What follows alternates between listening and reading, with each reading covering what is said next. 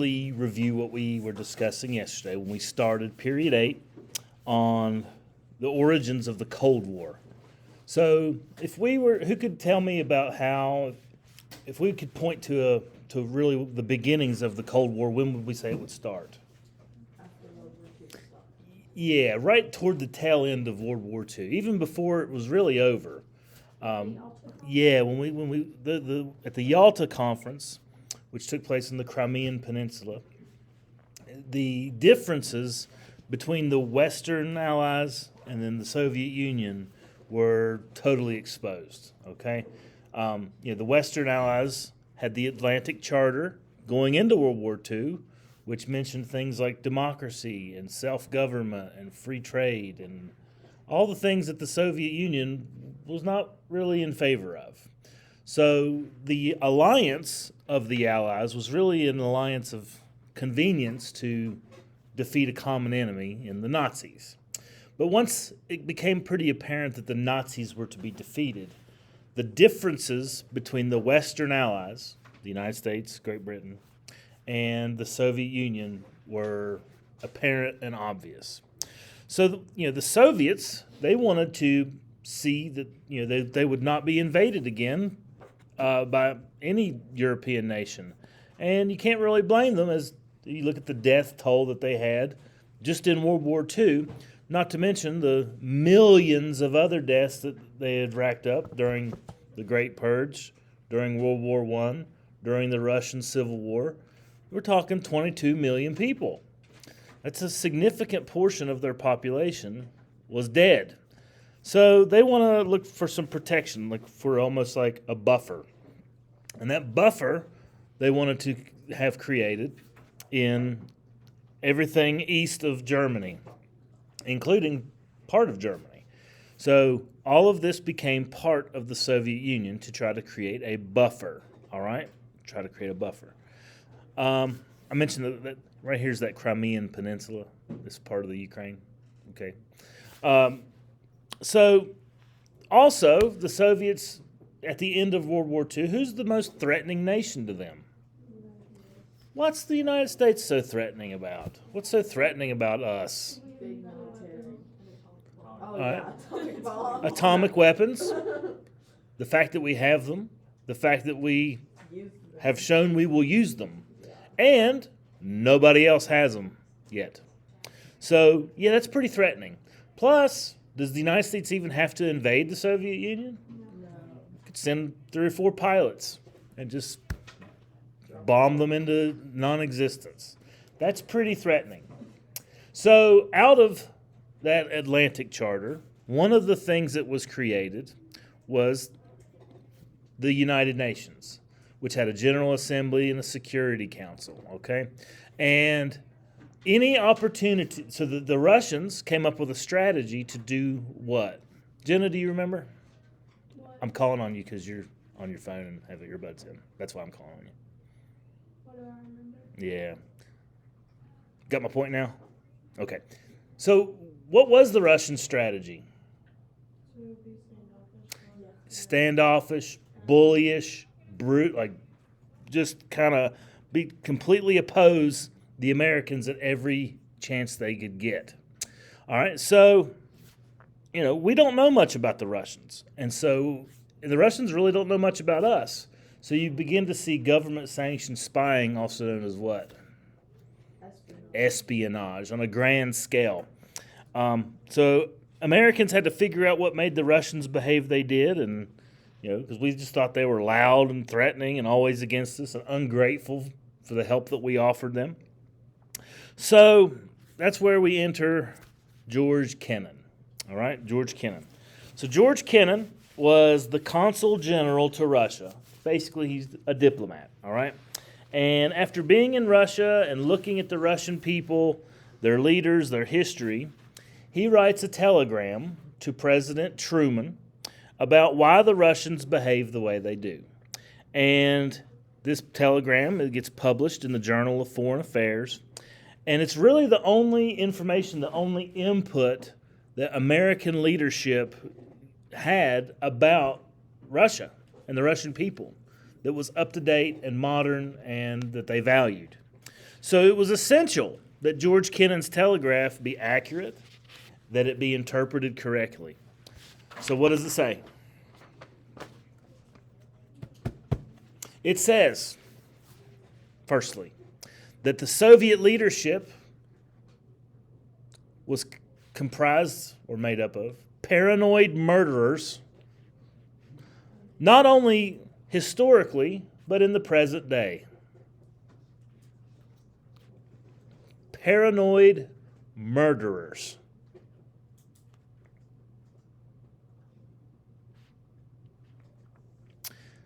Secondly, he says even though they are communists, they do not act much differently than the czars, the dictators of the past.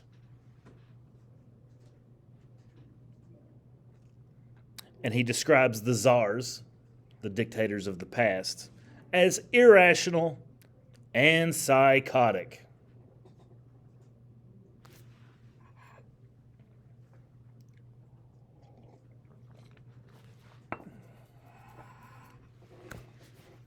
Irrational, psychotic, paranoid murderers. Let's sit down and have a conversation with them, right? Now, this is what the information that Harry Truman's getting. Who was the president before Truman? Roosevelt. Roosevelt, he didn't know much about the Russians. He at least assumed they were rational, self-interested. Like everybody, we're all self-interested. We only want to see what's best for ourselves. But he believed that they could be dealt with rationally.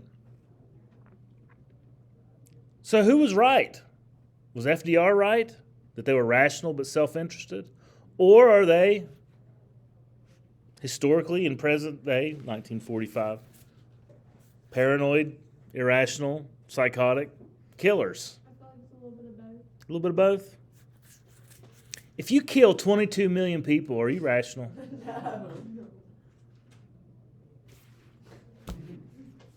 So if you're Harry Truman, do you choose to believe this telegram that George Kennan sent or dismiss it? Believe it. He believes it. Truman chose to believe Kennan. And I'm not going to say it's a fateful day, but it is a day that changes American foreign policy with Russia forever. All right, so Harry Truman goes and he meets with all of his advisors and all his people, and he's like, okay, this is the assumption that we're working on. We have a potential enemy who is irrational, psychotic, paranoid, and murderous. What do we do?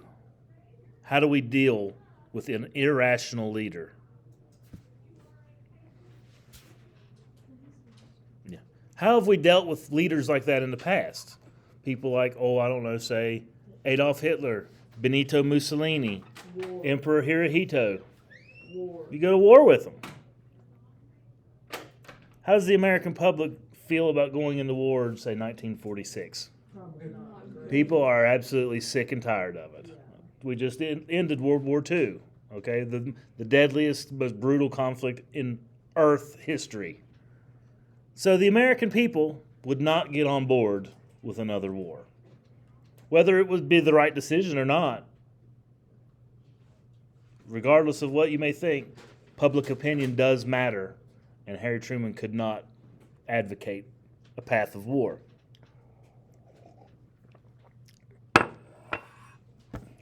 He's also, this is the same time when he's got a general, George Patton, being like, let's just go invade the blankety blanks. We're already there. So he couldn't do that. He could not go to war. So war was out. What else could he do? What are options? Literally, what are some options? You're president of the United States. How do you deal with these people? You don't talk it out. Okay, That's you do what they take do for nothing. granted. Is do nothing an option? Yes. Yeah. You could go back to your isolationistic ways. They're over there. We're over here. Does that really work? No. No.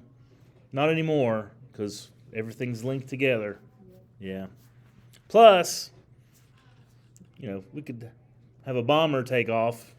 It doesn't really matter where, we're not that isolated anymore. We could surrender. Right, comrades? Kameraden? Yeah. Das Vajanya? No.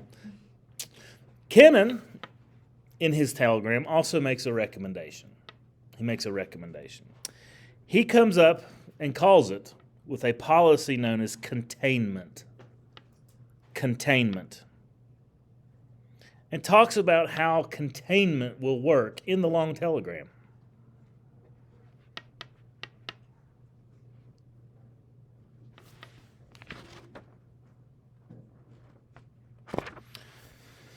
So, containment consists of this. Every nation that borders the Soviet Union is to be supported. Support the surrounding nations of the Soviet Union in order to stop the spread of communism. That's what containment means. We're going to contain it where it already exists. Remember that? It's like we try to do with slavery. Let it exist where it already does, but it's not allowed to spread. That's what containment was all about. Okay? It is not a plan to end communism. Not at all. It is a plan just to keep it contained.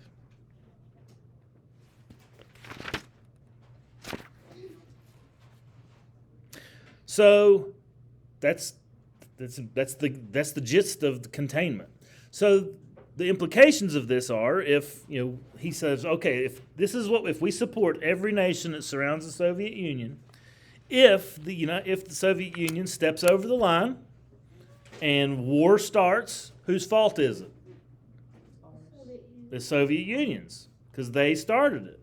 We're just supporting other nations that are not communist. And if they try to step over that line that we draw, it's their fault. All right. Another reason why George Kennan likes the idea of containment is that he believes that it will be much cheaper than war. It's cheaper than war. He believes it's cheaper than war. It's not. It's not. And it does, in a sense, isolate America from any responsibility if war begins. All we're doing is trying to help and support people. If any invasion occurs, it's going to be on their terms. And he says it doesn't have to be a permanent policy. It will end when the Soviet Union is no longer communist. It's called the long telegram for a reason. He goes on to talk about the nature of communism itself. Kennan believed that communism is irrational, illogical, makes no sense. And it would eventually collapse on its own without any intervention whatsoever because of its own internal inconsistencies. It will just fall apart. He believes it is a system that would not work. So he's writing this in the mid-40s. He predicted that communism would end in the 1950s. That's pretty soon, within 10, 15 years. Pretty soon. When does communism actually fall apart in the Soviet Union? 1991. 1991.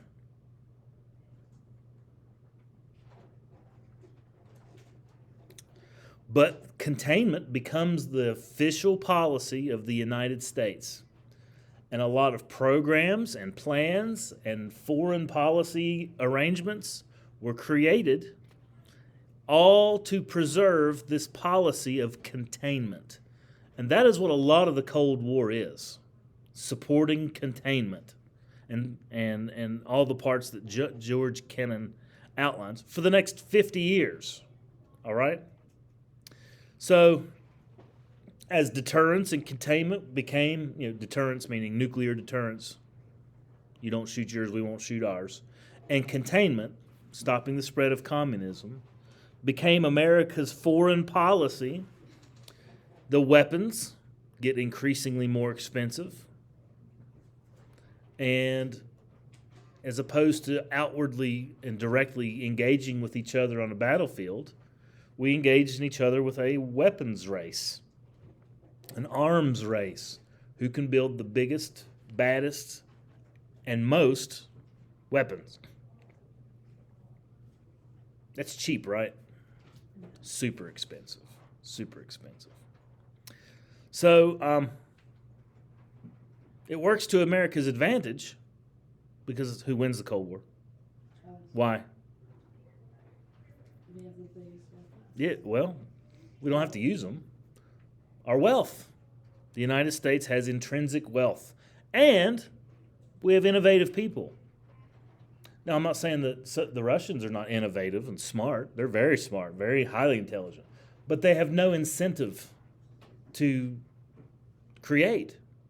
Think about it. You're in a capitalist nation, and you are a scientist, and you build your own lab, and you work hard, and you do experiment after experiment. You work 24-hour days and sleepless nights and bust your butt, and you create a new type of medicine that cures a horrible disease. What are you after that? Famous. A famous and a gazillionaire. A gazillionaire. Let's say you were a Russian scientist. Now you work in a communist country. You don't own a lab. If you work in a lab, the government owns the lab. The government owns all the work that you do. And if you create some kind of awesome cure for an awesome disease, the government gets the cure, and you get your ration tickets for the week, just like everybody else. What kind of incentive is that for you to bust your butt and work hard? There is none. And so that is one of the aspects of communism that George Kennan says is why it'll fail, the lack of innovation. That being said, who's the first country into space? Soviet Union, okay? So that really scares us, which is also part of the Cold War. And we'll get to it. Okay. Look how friendly. Doesn't he look like a grandpa? No, he's got kind eyes, doesn't he? 22 million people. 22 million people. All right. So, I have a slide here about the policy of containment and some of the things that are created out of it. We'll talk about all of these individually over this unit, okay? So you don't have to go crazy writing it all down. But containment does become our new foreign policy. As I said, it is designed to stop the spread of communism by supporting those areas surrounding the Soviet Union. Places like Korea, which tries to spread to communism, which leads to a war. Vietnam tries to spread communism, leads to a war. The Cuban Missile Crisis, Cuba, which belonged to us once upon a time, became communist and still is to this day. So, and then Afghanistan. All of those things are conflicts created out of our policy of containment. Okay? All right, now, give me your ideas. What do you think about this policy? Good? I mean, don't call it good or bad, but what are some positives, maybe and some negatives, or some positives? I think it's like a band-aid on a bullet hole. Okay, it could be described as that. All right, so, yeah, I can see your problem, because it's indirectly solving the problem of communism. I like it. It's like the kind of thing where it'll work for a little bit and then just blow up. Okay. I mean, like, it either could work and they could fall apart on their own, Uh-huh. or it could just make it completely worse and it could just blow up. Okay, so there's some potential for failure here, big time. I feel like it kind of like, I kind of think that it was probably for the better because then it lets their bees separated powers and like each group up and stuff like that. And if we didn't have that, then there would be a lot of stuff. Mhm. I think it would be more internal and a Mhm. different problem. Yeah. What do you think? What if Truman was just like, Kennan, I don't know about you. How about I just send a diplomat to go talk to Stalin directly? He probably would have killed the diplomat. You think? Do you think he would have? He'd never kill Roosevelt. They set. Roosevelt was cool. Yeah, well, there they are. Yeah. Nobody's in danger. This is in the Soviet Union. But like we were like Tried Chinese. that. And if that didn't work, then we could have gone to Like, what would they have asked? Like, oh, can you just stop communism? Or like, hey, like we don't mean you any harm. Like, Yeah. I feel like we were more like frenemies though when the Yalta conference happens. Like, Yeah, I feel like that's a good Churchill point. Kind of mediated too a little bit. that's a good point. So Truman largely goes down as not a great president. But what would you? He had some tough decisions, y'all. There's not really a lot you can Okay, do. but And this is a guy that was selling men's clothes yeah. just a couple years before he was. Hey, go drop atomic bombs on this country. But things were already hostile with Russia. Uh-huh. I feel like that just pushed it over the edge. Yeah. That just made things, For sure. Yeah. For sure. All right. So there are some problems with containment, internal inconsistencies. All right. First is the scope. The scope of it. What does that mean? Just the sheer magnitude of how big this program is. All right. So let me get this straight. We have to support every nation that surrounds the Soviet Union. Have you guys seen the Soviet Union? Yeah. What do you mean by support? Yeah, which Okay. It's enormous. It's enormous. And we have to support every nation that surrounds it. were there any countries that like refused help, but they're like, no, it's go away? Cuba. What do you mean by support? Like, Yeah. Okay, good question. I'm going to. That's my next thing. All right. So it's going to support in the form of money. Yeah. It's going to cost an enormous amount of money.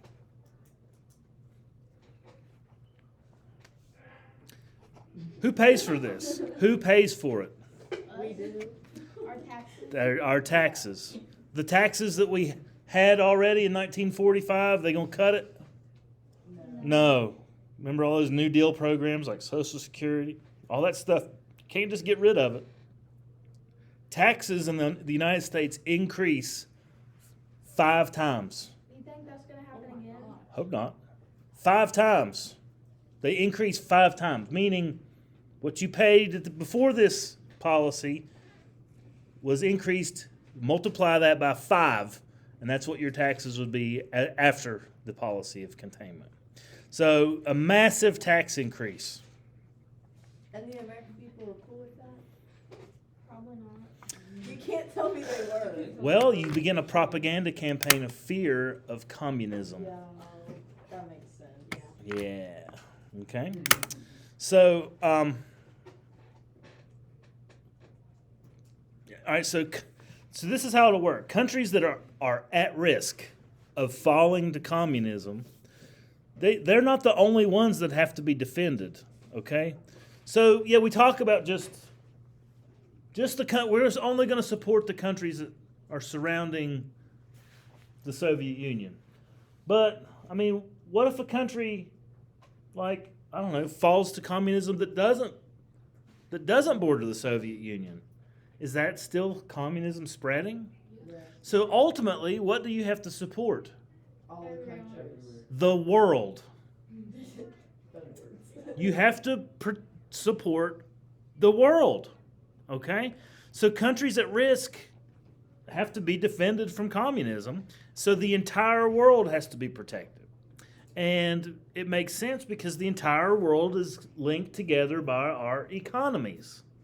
And you can see that if one country has one single tiny problem with its economy, or if just one commodity is restricted, say, oil from one country, it can cause massive problems. You guys bought gas lately?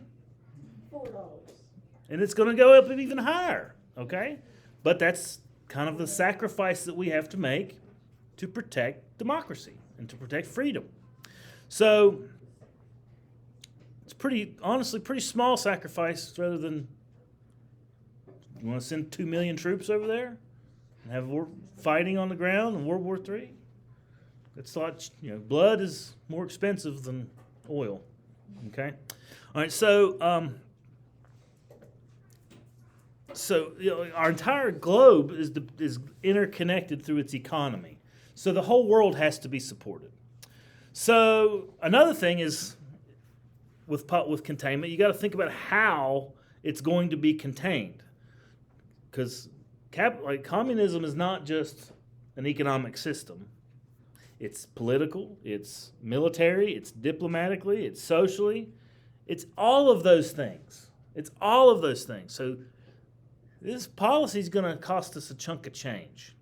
So one of the first plans put forth after the Soviet after we get this long telegram and we're going to do containment.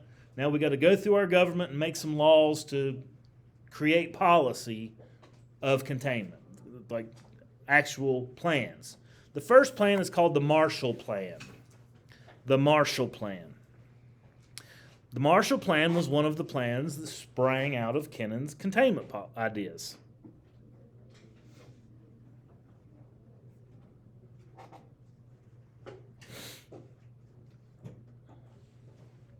The Marshall Plan made military containment the most important aspect. Military containment.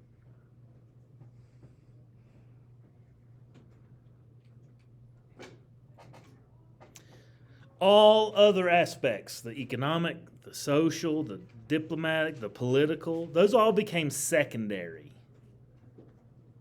Military containment was going to be the primary source of containment. In other words, if we see the Soviet Union's troops somewhere, we're going to go stop them. That type of containment. Because logically, if you're going to try to force communism on another country, what would you need to do? Invade their country. Invade, conquer, or at least do something militarily. Yeah. So if we see troops, we're going to go support. Obviously, the Marshall Plan is no longer in effect. So this is in essence, when we make this known, like this, we let the Soviet Union and the whole world know, if you do this, then we will be involved, okay? So the strategy here is not to be like, hey, we're looking for a fight. The strategy here is, if you do this, you will have a fight.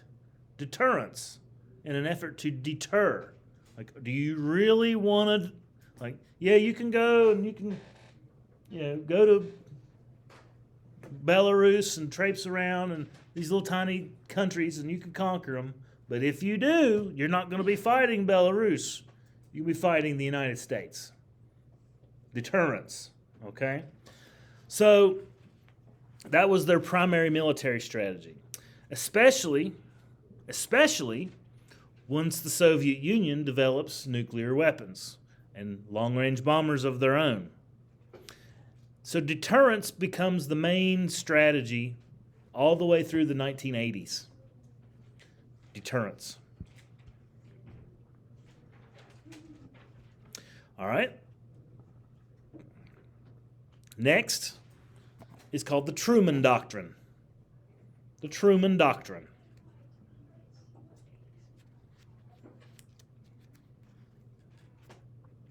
The Truman Doctrine is the secondary plan. What was the primary plan? The Marshall. Marshall Plan, which is going to support these countries how? Militarily. That's the primary function.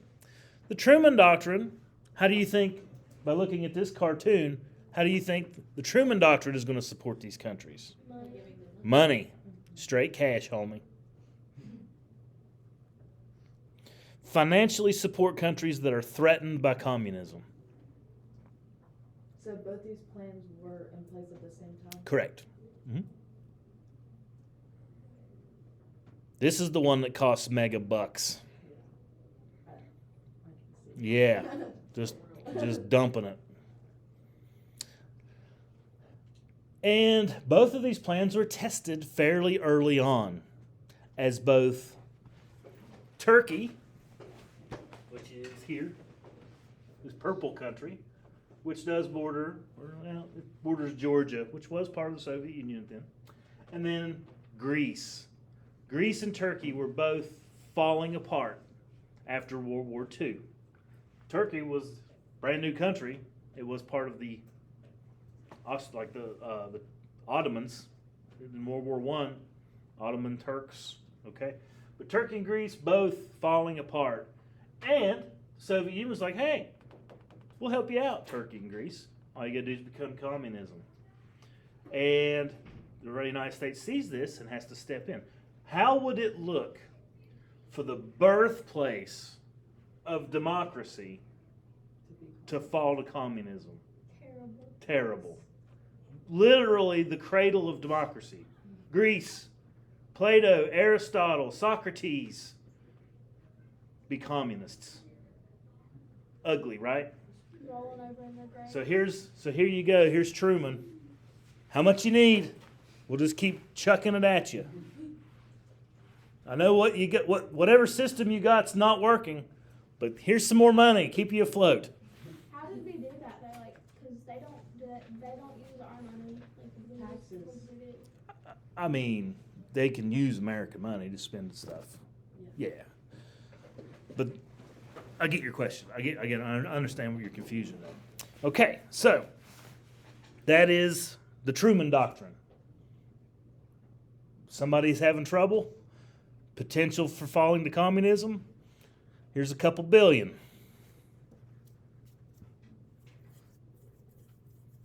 Just to keep freedom, democracy. With the Marshall Plan, was there like military presence, like American military presence in all those countries? There was, because especially in like Germany. Remember that map I showed you? All these green. Let me go to this one. All these blue countries, they were part of the what's called the. Those colors are backwards. They're part of the Western Bloc, and this is obviously the Eastern Bloc. This is West over here. This is East. That's crazy. Those colors are backwards. What a bad map. What a bad map. But yeah. So these are the countries that are supported by the United States and are technically considered part of the West liberal capitalists. So the Soviets reached all the way down there. Yeah. So I didn't know they reached that far. They I was did. confused on how like they would handle Greece and Turkey. Well, you see here, Greece and Turkey border as far that the reach of they wanted to expand it. This is where our policy of containment kicks in, and the Truman Doctrine is where this was the most helpful. Did not require a lot of troops here because they never technically invaded, but they were floating the idea of expanding communism into these areas. But it didn't happen because Harry Truman's riding over in a hot air balloon throwing money. Not literally, okay? But they were supported. Okay, so when you really think about the Cold War, the biggest thing you think about is probably like the creation of all these nuclear weapons, right? There's like your all's grandparents used to have nuclear weapon drills. Did you guys know that? You know, we have fire drills and school shooter drills. They would have nuclear weapon I drills. don't get what they'll do though, hiding under a little wooden desk. Yeah. Is that what they Is it going to help? No. Maybe if it's really far away and There's it. not much you can do in that situation. I mean, I'd rather go out getting a lecture than being under a desk. yeah. no. Especially for me, right? Yes. No. History lecture, yeah. Okay, but they did. They did. Okay, like I have a DVD of like old videos they would show to students in the 50s and 60s.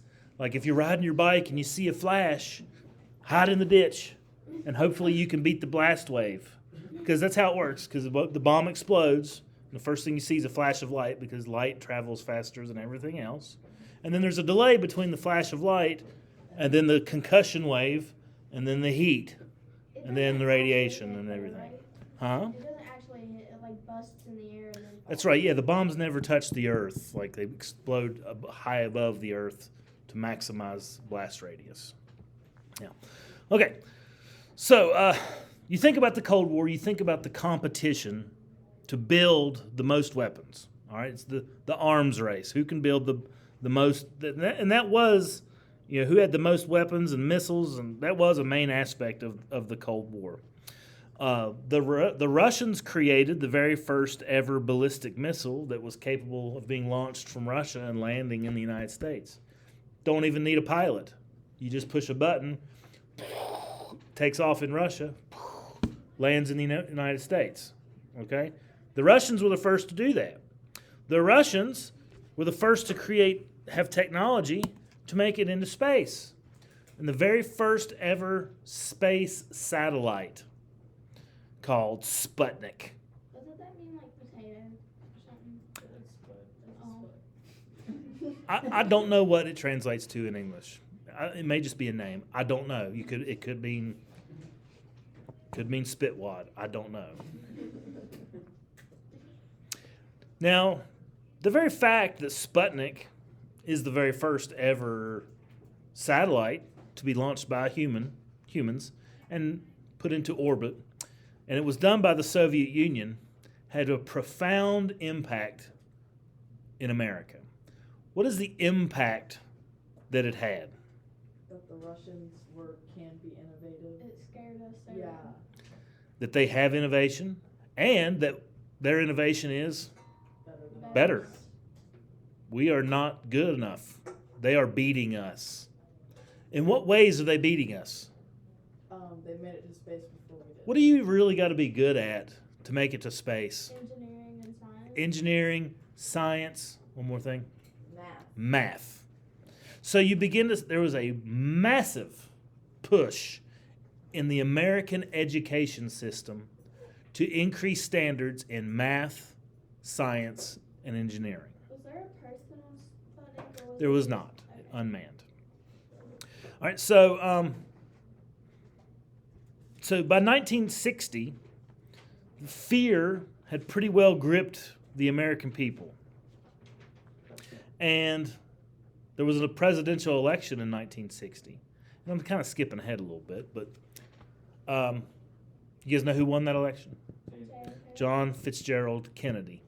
And in his inaugural address, he addresses that fear. He kind of used that fear to help him get elected, but once he gets elected, he says, folks, we have nothing to fear but fear itself. What does that mean? If you're scared, it's just gonna make everything worse. Yeah. What kind of fears did the American people have? Communism. Okay, communism. What other kind of fears? Being vaporized. That's a valid fear, though. The entire earth exploding into nothing. Yeah. Yeah. Was that a real possibility? Yes. Yeah, it was. Maybe. They had created enough nuclear weapons to destroy the earth 100 times. And I've already told you this. How many times do you need to destroy the earth? None. None. I always say one. Zero. So, also in Kennedy's address, he tries to assuage people's fears by telling them that he said that the USSR had 6 times the amount of weapons the United States did. Was that true? He got his information from the CIA, Oh. who historically is right about 50% of the time. Well, I mean, it's not like Russia's going to be like, hey, CIA, here's how many weapons we have. Maybe How do they get their information? Yeah. Or maybe they could Espionage. bragging and be like, yeah, we got so many bombs. Yeah. So in 1960, when Kennedy becomes president, the United States built more missiles that could be fired at a moment's notice and built 100 more submarines, always reacting to each other. You do this, we're going to do this. Oh, you just blew up the largest hydrogen bomb ever exploded? Okay, well, we're going to build 500 hydrogen bombs. So, I mean, it's constant back and forth. Reactionary. It's always reacting. Oh, you put a monkey in space, we're going to put a man in space. Oh, you put a whole crew in space, we're going to send men to the moon. Back and forth, back and forth. We didn't have to do that. Why did we go to the moon? To beat Russia. Because it was there. JFK, it was his idea.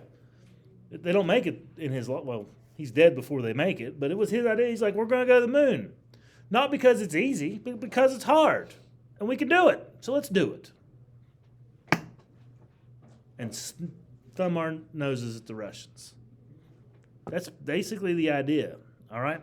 So it's constantly reacting to one another. Just imagine how prosperous we could be if we just got along for this 50-year period of the Cold War. Didn't build any weapons. Didn't worry about, outdoing one another. Didn't spend any money on espionage and spying and containment. We're talking trillions. That'd be nice. Did we execute a couple people for nuclear? We did. People that sold our nuclear secrets. If we weren't so worried about Russia in this time period, we probably could have invented so much more things earlier. Yeah. Or maybe the opposite. Maybe because we were in a race of technology, Yeah, we had more innovation. I don't know, but you're right. We were so scared of Russia that we could have just sat there and be like, oh, everything's so peaceful and cool, but instead we're sending things into space instead. Yeah, it's true. It's true. Necessity breeds invention. Yeah. Necessity breeds invention. So we need to not be afraid. We need to build more weapons. And so you come up with ideas. I mean, I always think about the first flamethrower. Somebody said to themselves, I wish I could set those people on fire, but I'm just too far away to do it. Next thing you know, he's got a flamethrower. Think about it. Yeah. All right. So, that's a good place to stop.